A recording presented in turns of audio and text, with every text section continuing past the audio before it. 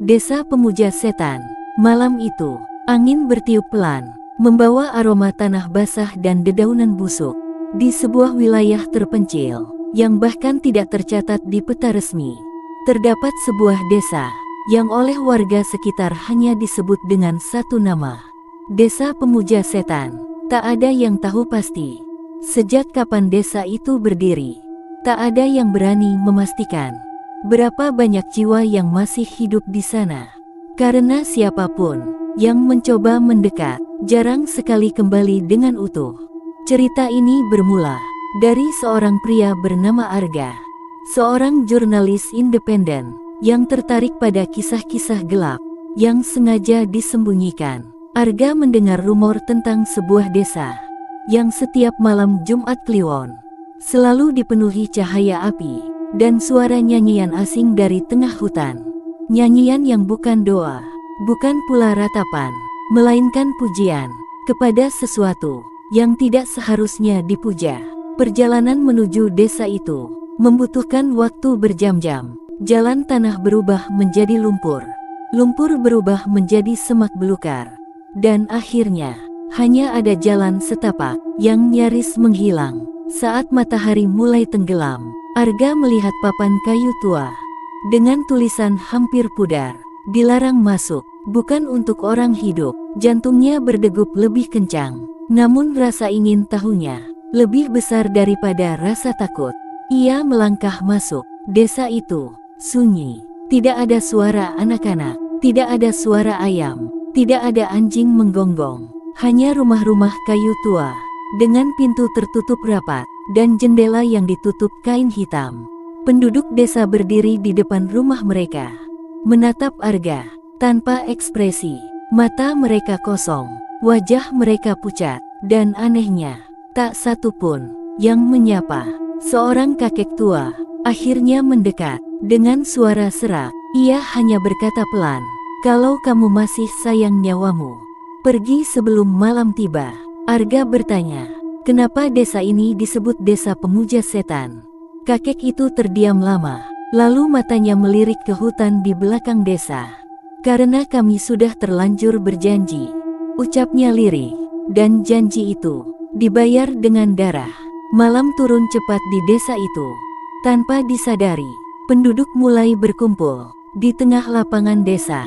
Mereka mengenakan jubah hitam, membawa lilin merah, dan di tengah lingkaran terdapat simbol aneh yang digambar dengan darah segar. Arga bersembunyi di balik rumah. Napasnya tertahan. Saat itu, nyanyian mulai terdengar. Bahasanya tidak dikenal, namun nadanya menusuk telinga, membuat kepala berdenyut dan dada terasa sesak. Di tengah ritual, seekor kambing hitam dibawa keluar. Matanya terikat kain merah, mulutnya mengeluarkan suara lirih, seolah tahu apa yang akan terjadi. Seorang pria bertopeng tengkorak mengangkat belati. Saat darah mengalir ke tanah, angin mendadak berhenti, api lilin membesar, tanah bergetar pelan, dan dari dalam simbol itu muncul bayangan hitam yang tidak berbentuk manusia. Bayangan itu tinggi, terlalu tinggi, tanduknya melengkung, matanya merah menyala, dan suaranya bukan berasal dari mulut, melainkan langsung dari dalam kepala. Janji harus ditepati. Penduduk desa berlutut, menangis, tertawa, berdoa dalam kegilaan. Arga menyadari sesuatu yang mengerikan. Setiap penduduk desa telah menyerahkan satu anggota keluarga sebagai tumbal, dan malam itu, giliran berikutnya akan dipilih. Tanpa sengaja, Arga menginjak ranting kering. Semua kepala menoleh bersamaan. Bayangan hitam itu berhenti bergerak. Matanya menatap langsung ke arah Arga. "Orang luar," bisiknya. Penduduk desa berdiri perlahan. Wajah mereka berubah. Bukan lagi kosong, melainkan lapar. Arga lari. Ia berlari menembus hutan gelap.